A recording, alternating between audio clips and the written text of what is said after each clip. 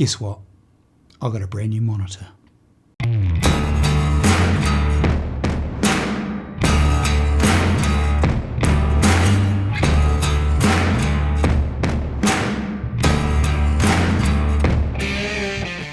Hi guys, so we're going to review the new BenQ 271C. It's a hybrid monitor, it's pretty cool. The guys at BenQ got in touch and said, look, we want you to try this out and tell us what you think of it. So here we go.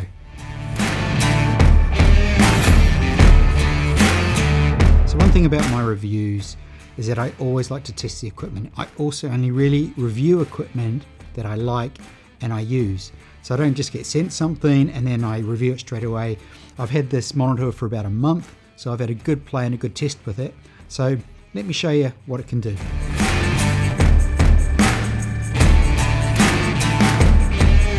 Out of the box, the difference between an iMac and the BenQ 271C is glaringly obvious. Excuse the pun. Highly reflective, the iMacs and a nightmare to calibrate, whereas with the BenQ monitor, it's like editing on photographic paper. And also I've got the hot puck, which I can use to, when I'm calibrating, to get those settings absolutely perfect. Plus it's also got inbuilt calibration, which will notify you when it needs to be calibrated, which is really useful. Obviously, the X-Rite software will do that for you as well. That'll remind you. But it's nice to know that the screen is actually monitoring what's going on there as well. So a little bit about the new BenQ monitor.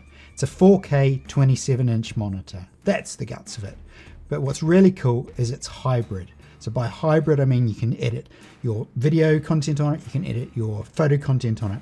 And that's all really important too, because a lot of the cameras now are hybrid, which means we've got an overlap in the industry. I'm doing more filmmaking as a photographer, so that overlap comes in. So I know when I edit in Premiere Pro, all my colors are going to be bang on and accurate, so when I send to the client, they're really happy with their products. Likewise, when I print my photos, the prints coming off look exactly like they are on the screen. And as I said before, it's like editing on photographic paper.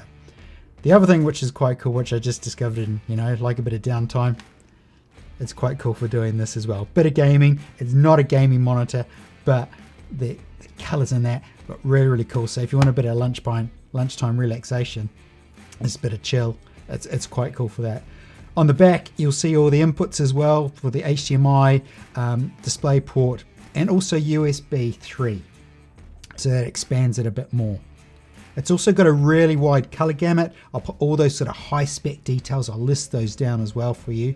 But when I get into this out of the box and I put it on my desk, the things I like to do is just plug it in and see what it can do. And that's exactly what I did. Plugged it in, calibrated it, because once you get it out, you want to calibrate it straight away. But what are the cool things about BenQ monitors? They will send you a calibration certificate, so it's been calibrated, and all those, all the settings and all the quality is there within that certificate. Calibrate yourself, and then you're away.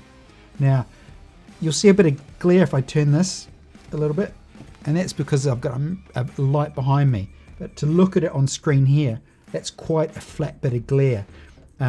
Compared to having a look at like the iMac, which is horrendous with glare. And as I touched on earlier, the iMac is also terrible to calibrate. So let's have a look at some more features. Compared to the previous model, the 271C has HDR in two types, HDR10 and HRG. Now what does that mean? Well, that means that you can actually preview your HDR content on screen rather than just on the back of the camera, because not all monitors are capable of displaying true HDR. The 271C does that for you, so it makes your color grading that much more easier for your video content. One of the gems of the new 271C is the new second generation hot puck. It's you can not only adjust your color space, I can go to Adobe RGB back to sRGB, or I can even preview straight and white, like black and white like that. So it makes life really, really easy. But it's also got a presser center control, so that allows you to adjust your brightness, your contrast, and of course volume if you need it as well. So that's a really quick way just to, rather than jumping around menus and stuff like that, and it just makes your workflow that much easier. Let me run through a few of the updates, because some people might think, oh, you know, it's just got a new badge on it and there's not that much difference, but there is a lot of difference. So uniformity technology, what does that mean? That's sort of your color spaces and things like that. So with previously you only had Adobe RGB and sRGB. Now you've got 3rd generation uniform technology, which allows the HDR and hence we've got the capability for video editing. Color consistency technology was not available in the previous model. Now it is, so you've got that beautiful color flow all the way through. And something that really excites me now is the paper sync software. And what that basically does, it gives you the impression of paper-like technology on the screen before you even print. And that's really cool. It's also got third-party calibration support for Calman and Lightspace. And of course, as I said before, we've got the 2nd generation hot plug. So there's lots going on in there. Also the USB-C, which has got a power as well, so you can charge things if you need to. So there's loads and loads of new features packed in to the new 271C. One of the things when I review something, like I said before, I tend to just get out and play with it. But then after a while, you will sort of tend to go back and look at the spec. And one of the specs I really like is, as simple as it sounds, is the hood that surrounds the BenQ monitors.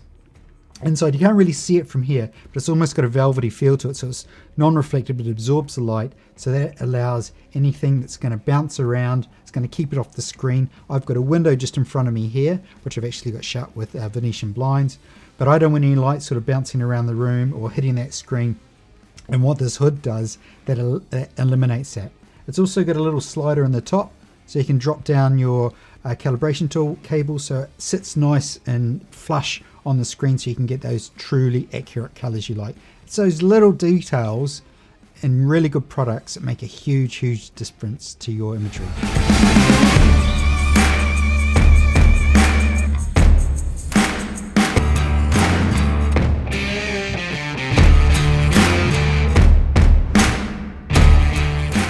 So a few of you may be sitting there now thinking, do you know what, I might have a look at this. Or you may be thinking, nah, I don't need any monitor, and that's fine. But when you get to the point and you send stuff to labs and they can only go by what you send them, and you're getting stuff sent back because you're thinking that color's not quite right or whatever, then you're sort of thinking, maybe I need a better monitor. I've edited on an iMac for a long time and I've struggled with it, because they lose their color space and things like that. They're not as accurate.